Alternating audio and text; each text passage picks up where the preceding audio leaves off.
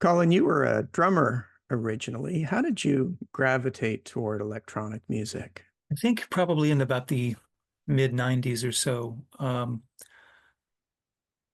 For whatever reason, I started becoming quite bored with music I had been listening to and playing, which was mostly rock or punk rock, things like that. I'm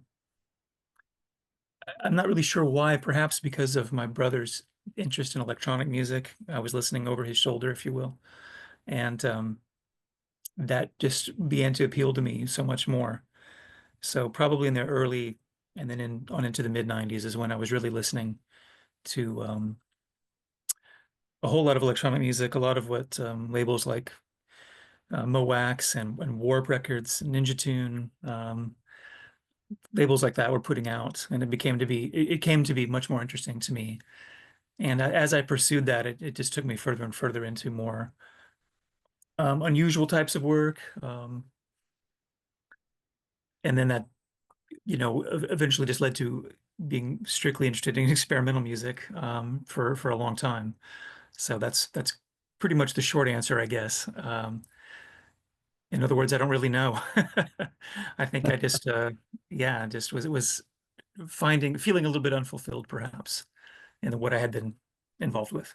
Many years ago, I was playing a concert in Seattle and of electronic work, and an acquaintance of mine was there, and this was his first real exposure to any kind of work like that.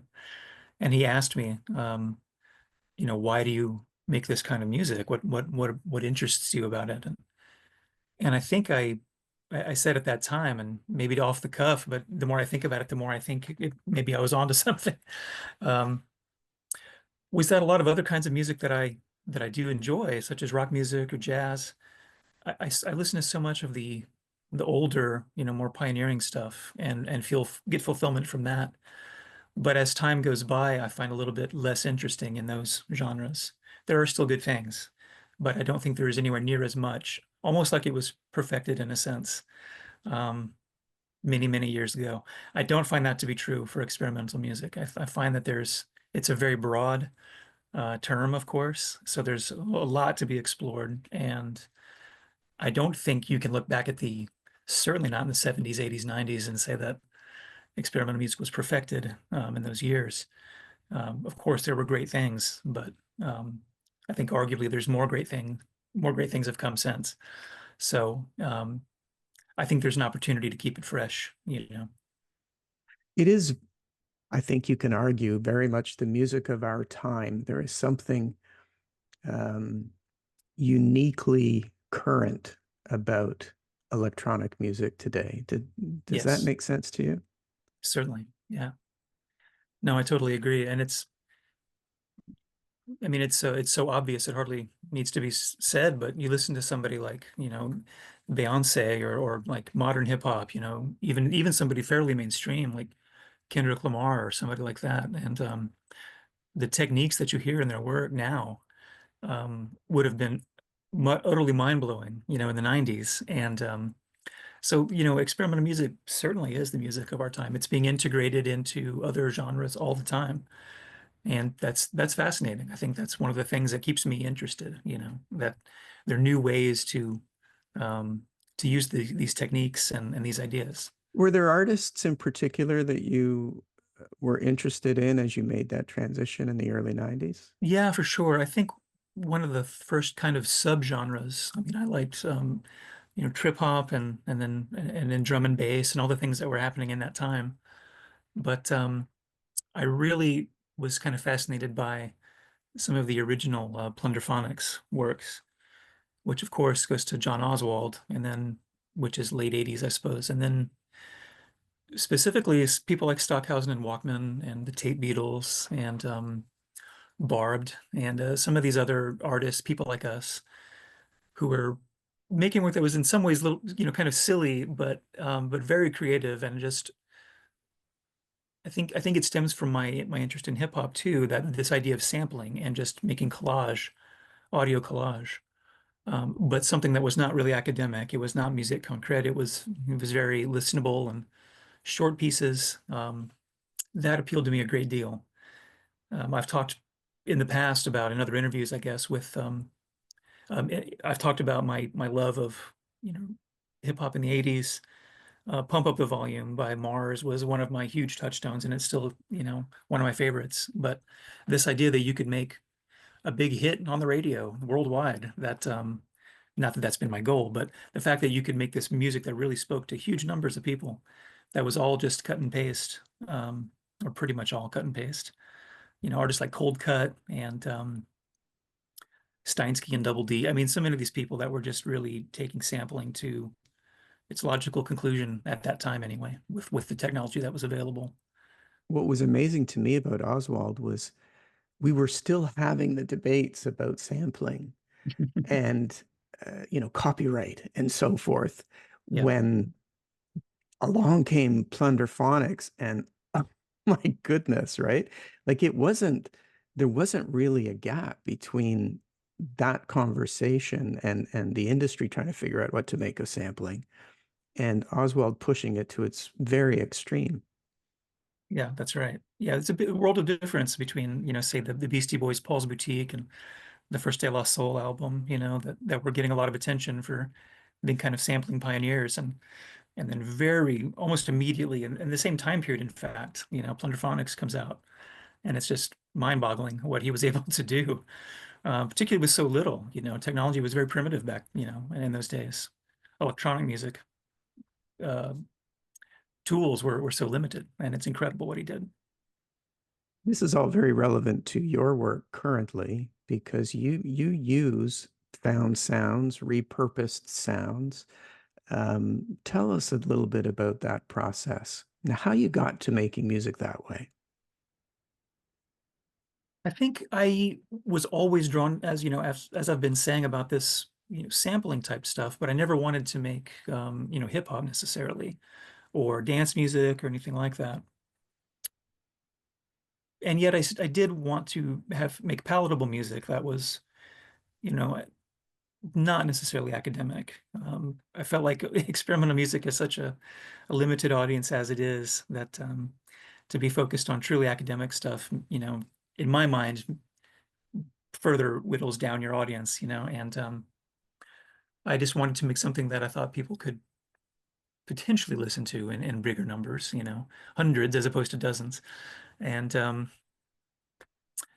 I guess that's what my first interest was, my first love. I was making tape loops before I ever had any kind of hardware at all.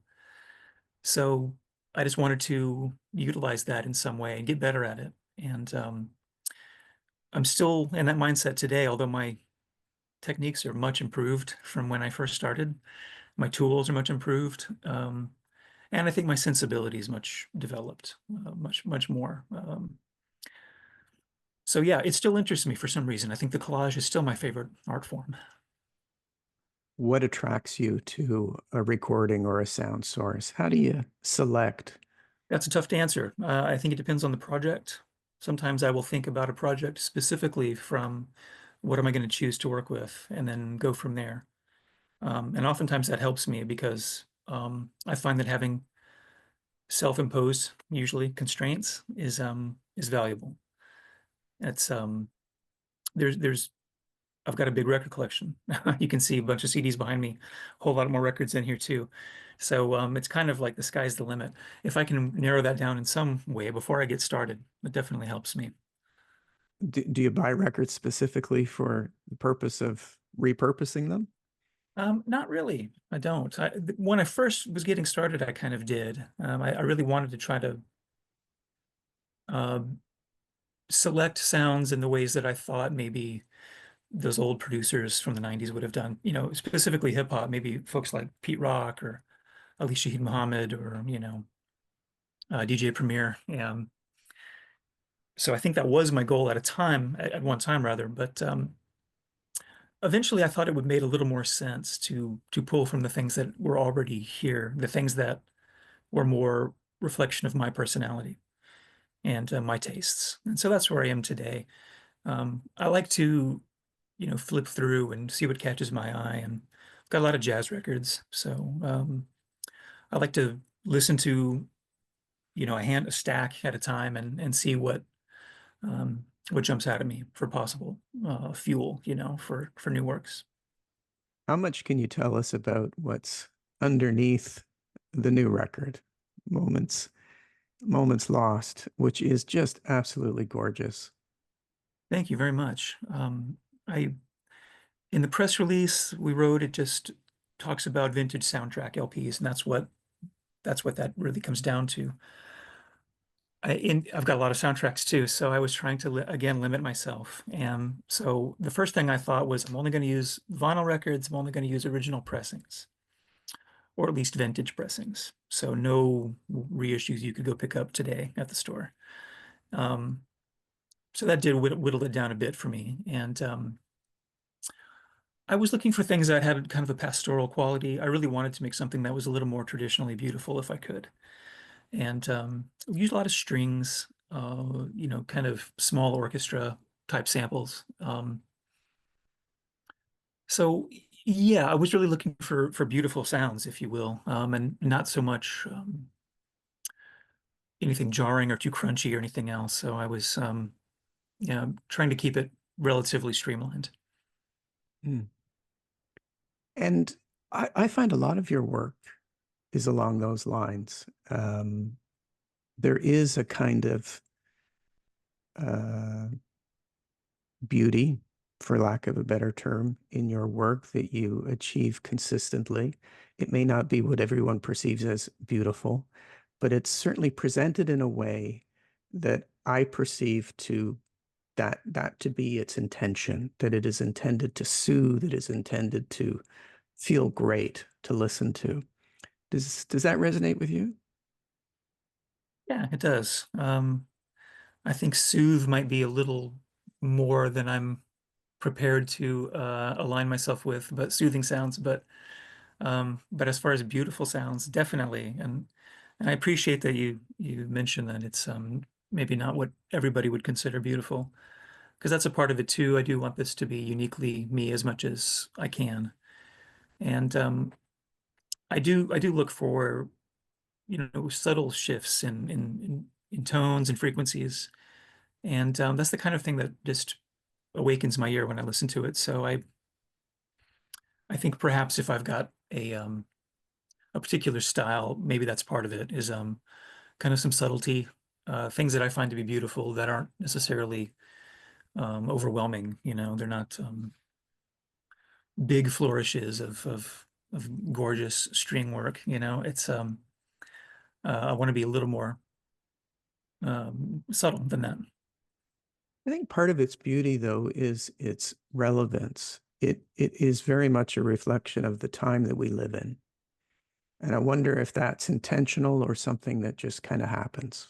I think it's something that kind of happens, really, but I also think it's kind of unavoidable. I can't help but be influenced by other artists that are active right now and by modern techniques, although I try not to be. But I think my earliest work compared to where I am today, there is a pretty big gap.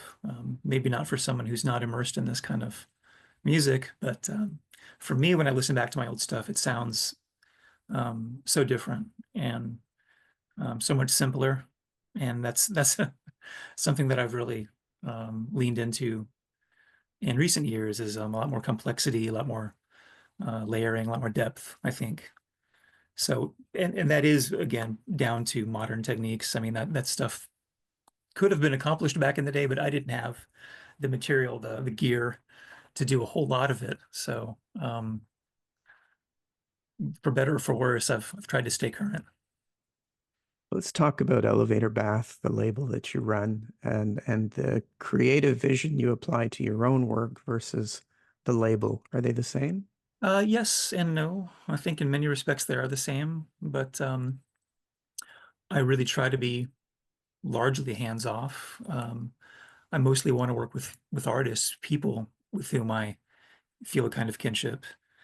And if their work is kind of something completely separate from what I would be uh, prone to making myself, that's okay. I mean, in fact, it's better. I'd rather have a variance, a varied selection of artists on the label, to some extent anyway. So, yeah, I think there's a people know what to expect when they work with elevator bath. I think if I've been around long enough that folks come to me with an idea of what I'm looking for, I guess, and that ends up creating a kind of through line, if you will. Is there anything that all of the elevator bath contributors share in common? Probably not. I'd like to think there is, but it would be on some very, very broad level, I expect. Specifically, I don't really think so. I guess electronics is a big part of it, but but even then, I don't know. I've got some releases that even recent that are not very electronic heavy, so electronics heavy. So um, I think it's my own sensibility, the way it touches me, I guess, is the only real through line, which is something that no one else can really no one else can really see. Although I hope they can hear some kind of intangible quality that links it all. And is that what you look for in an artist? Work that you can relate to on that level? Yes, I think so. I mean, not strictly that, but that is a big part of it for sure. It's sometimes I just have in mind that I want to pursue a different area of work. Like if I have not put out anything, um, I don't want to put out too much ambient, for example, things that are strictly ambient. I want to, change it up and keep things interesting and keep my audience interested. I hope. I hope that's the effect anyway. Maybe it's a turnoff for some people. They want me to strictly be putting out ambient work. I don't know, but I have interest in lots of other areas of experimental work, including harsh noise and um, more synthesizer-based work, things of that nature. So, but also field recordings and then more found sounds like what I do. So I try to keep it varied, but it has to speak to me in some respect, that's for sure. What do you think is the appeal of noise art? I suppose the easy answer would be, catharsis. But and that is certainly true. But I guess to me, I would just say that the kind of noise that I find appealing is not really different from other experimental works, even ambient works, except at the volume level, perhaps. But I think the things that I like in a good ambient record, I would also like in a good noise record. If there is a enough detail to keep my ear interested, enough development to stay interesting. If there are things I can listen to, if I can listen to it multiple times and find new things to appreciate, I think that's true across genres. I do think some folks are maybe turned off by noise because of the aggression of it, but again, I think if you maybe turn the volume down if it's too much for you, but there can still be lots of detail to be found, lots of interesting subtleties in there, and that's what keeps me interested in that as well. There is a real passion for the kind of music that you make and that other elevator bath artists make. You clearly share that passion. I'm curious if you have thoughts about why. What is it about this music that gets its hooks into people so deeply? It's a good topic of discussion, and one that we could probably discuss for hours. I do remember a friend of mine many, many years ago saying that he felt like experimental work, this was probably in the 90s, um, had a kind of a hallucinatory effect on him, and that he thought it felt like it was an alternative to drug usage, recreational drugs. Um, I'm not sure I feel that way, but I can see what he's saying. I think there's a real opportunity to maybe get out of your own head when you're listening to this kind of work. That's perhaps not present in other types of music that we've talked about. Um, Not in the same way anyway. So I think that's probably a big thing, for a lot of listeners, and it is for me too, to really feel like you're in another world or something. There's particularly evocative work. My friend Rick Reed, who I've put out on Elevator Bath several releases, he's someone whose work I really feel that way about. when I've seen him play live, when I listen to his recordings. There's a kind of you can feel like you're in a completely different landscape, and if you close your eyes, it's easy to picture it. And I find that a very fascinating experience. And it's intoxicating, you know. I think I like to think other folks have that experience as well, and you kind of long for it once you've been there. There is a kind of mix of both an intellectual and an emotional reaction to this music when it's done well. Indeed, indeed. And to me, that's best case scenario. You know, the intellectual aspect is kind of there almost regardless, and almost without trying, I think. And because it's different work, it's different music than what you may be used to if you've grown up with a lot of Western type music.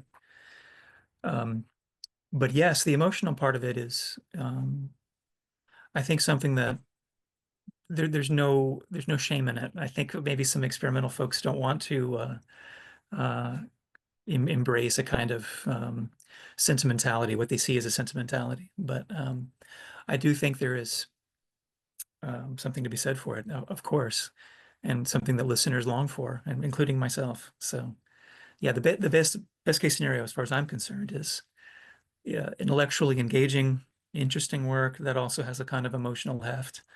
That's about as good as it gets.